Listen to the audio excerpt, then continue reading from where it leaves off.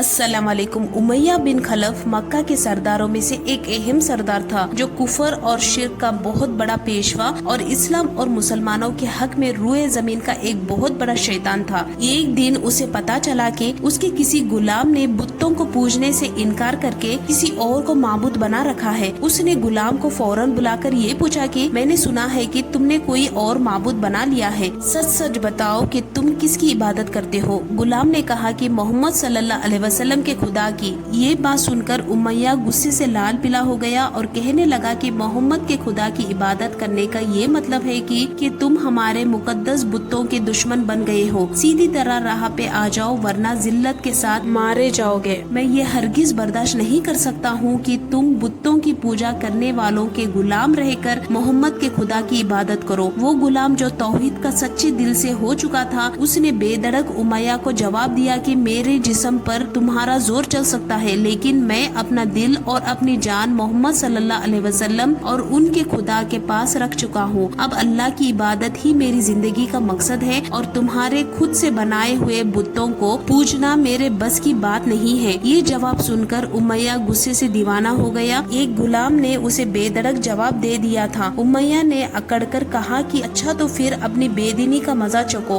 देखूंगा कि मोहम्मद और उनका खुदा तुम्हें कैसे बचाता है। उमैया के तशद्दुद शुरू हो गए। मक्का की जमीन की गर्मी की सबब बड़ी मशहूर थी। उमैया अपने गुलाम को दोपहर की तपती धूप में जमीन पर लेटाकर उसके सीने पर भारी पत्थर रख देता था ताकि वो करवट ना ले सके। फिर कहता था कि मोहम्मद के दीन से बाज आ जाओ, लेकिन इस जुल्म के बावजूद भी उस गुलाम के मुंह से सिवाय अहद से के कुछ नहीं निकलता था। अहद यानी माबूद एक ही है। ये सुनकर उमैया बहुत गुस्से में आता और उस पर जुल्म बढ़ाता जाता। एक मर्तबा तो उसने जुल्म की इंतहा कर दी और पूरा एक दिन और पूरी एक रात उस गुलाम को भूखा प्यासा रखा हुई रेत पर लेटाकर उसके तड़पने का तमाशा देख रहा था। उसकी ये कोशिश भी गुलाम को हक से ना हटा सकी। आखिर में हार कर उमैया ने मक्का के बदमाश लड़कों को बुलाया और उसने कहा कि इस गुलाम को अजियत दो कि ये मोहम्मद और उसके खुदा का नाम लेना भूल जाए। ये लड़के उमैया की खुशी हासिल करने के लिए उस बेबस गुलाम को बुरी तरह मारने पीटने लगे। उसके कपड़े उतारकर उसे लोहे की चादर पहनाकर धूप में खड़ा कर देते थे, लेकिन गुलाम की जुबान से अहद के सिवा कुछ नहीं निकलता था। इस्लाम की राह में ये बेपनाह अजियतें सहने वाले सहाबी कोई और नहीं बल्कि हजरत बिलाल हबशी रजी अल्लाह ताला अन्हु थे।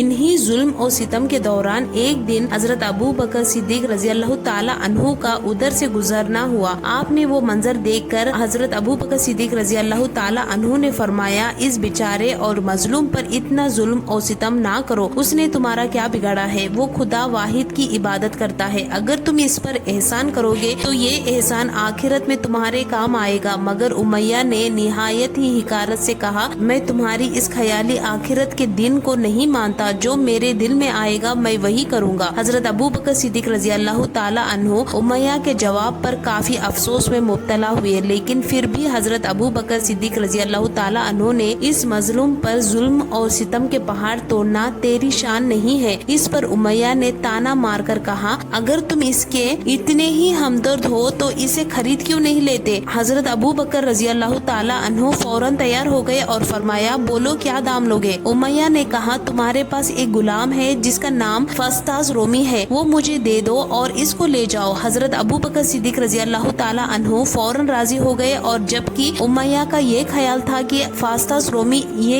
एक निहायत कीमती गुलाम है जिसकी कीमत ज्यादा है और हजरत अबू बकर सिद्दीक रजी अल्लाह ताला अन्हु उसे देने से इनकार कर देंगे, मगर आप फौरन राजी हो गए तो उमैया को सख्त मायूसी हुई और उसने साथ ही 40 रुपये चांदी की फरमाइश की। इससे भी हजरत अबू बकर सिद्दीक रजी अल्लाह ताला अन्हु ने बाखुशी अदा कर दिया। हजरत बिलाल रजी अल्लाह ताला अन्हु को साथ लेकर दरबारे रिसालत में हाजिर हुए और सारा माजरा आप सल्लल्लाहु अलैहि वसल्लम को सुनाया। आप सल्लल्लाहु अलैहि वसल्लम निहायत खुश हुए और फरमाया, अय अबू बकर, इस काम में मुझे भी शरीक कर लो। हजरत अबू बकर सिद्दीक रजी अल्लाह ताला अन्हु ने फरमाया, या रसूल अल्लाह, मैं इसे खुदा की राह में आजाद कर चुका हूँ। ये सुनकर ज़िबान रिसालत से अबू बकर सिद्दीक रजी अल्लाह ताला अन्हु के लिए कलीमा سمائے رحمت جاری ہو گیا۔ حضرت بلال حبشی رضی اللہ تعالی عنہ نے اس غلامی میں 28 سال گزارے، لیکن آپ کیونکہ نہایت صاف دل اور پاکیزہ طبیعت کے تھے، لہٰذا جب حضرت محمد صلی اللہ علیہ وسلم نے دعوت توحید دی تو آپ فوراً اسے قبول کر لیا اور یوں آپ سب سے پہلے مقدس جماعت میں شامل ہو گئے۔ رہائی کے بعد حضرت بلال حبشی رضی اللہ تعالی عنہ ہمیشہ آپ صلی اللہ علیہ وسلم کی خدمت میں حاضر رہتے تھے اور دل و جان سے نبی پاک صلی اللہ علیہ وسلم کی خدمت میں مصروف رہتے تھے۔ آپ صلی اللہ علیہ وسلم حضرت بلال کو کسی بھی چیز کا حکم دیتے تو آپ اپنی جان بھی داؤ پہ لگا دیتے۔ غزوہ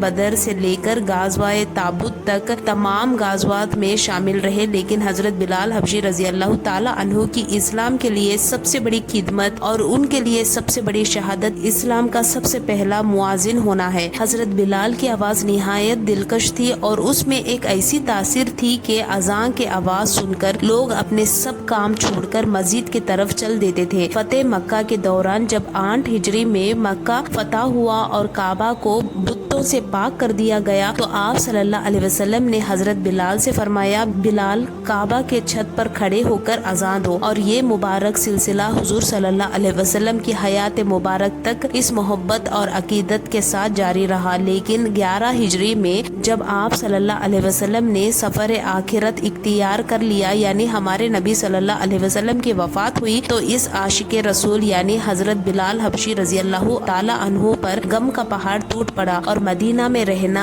اب حضرت بلال حبشی رضی اللہ تعالی عنہ کے لیے دشوار ہو گیا۔ حضرت بلال حبشی رضی اللہ تعالی عنہ کو ہر وقت پیارے نبی حضرت محمد صلی اللہ علیہ وسلم کی یاد ستاتی رہتی تھی۔ حضرت بلال حبشی نے آپ صلی اللہ علیہ وسلم سے سنا تھا کہ مومن کے لیے سب سے افضل عمل اللہ کی راہ میں جہاد ہے، تو حضرت بلال حبشی رضی اللہ تعالی عنہ حضرت ابو بکر صدیق رضی اللہ تعالی عنہ کے پاس حاضر ہوئے اور جہاد میں جانے کی اجازت طلب کی، لیکن حضرت ابو بکر صدیق رضی اللہ تعالی عنہ نے آپ کو خدا کا واسطہ دے کر کہا، مجھے اس بڑھاپے میں تنہا چھوڑ کر مت جاؤ۔ اس پر حضرت بلال رضی اللہ تعالی عنہ نے یہ شرط پر ابو بکر صدیق رضی اللہ تعالی عنہ کی بات مان لی کہ اب وہ رسول اللہ صلی اللہ علیہ وسلم کے بعد کسی کے لیے اذان نہیں دیں گے۔ حضرت ابو بکر صدیق رضی اللہ تعالی عنہ نے ان کی یہ بات مان لی، لیکن بعد میں خلافت کے دور میں حضرت عمر فاروق رضی اللہ تعالی عنہ کے دور میں جب بیت المقدس کی فتح کے لیے شام جانا پڑا تو وہاں حضرت عمر رضی اللہ تعالی عنہ نے حضرت بلال سے درخواست کی، آج جب کہ قبلہ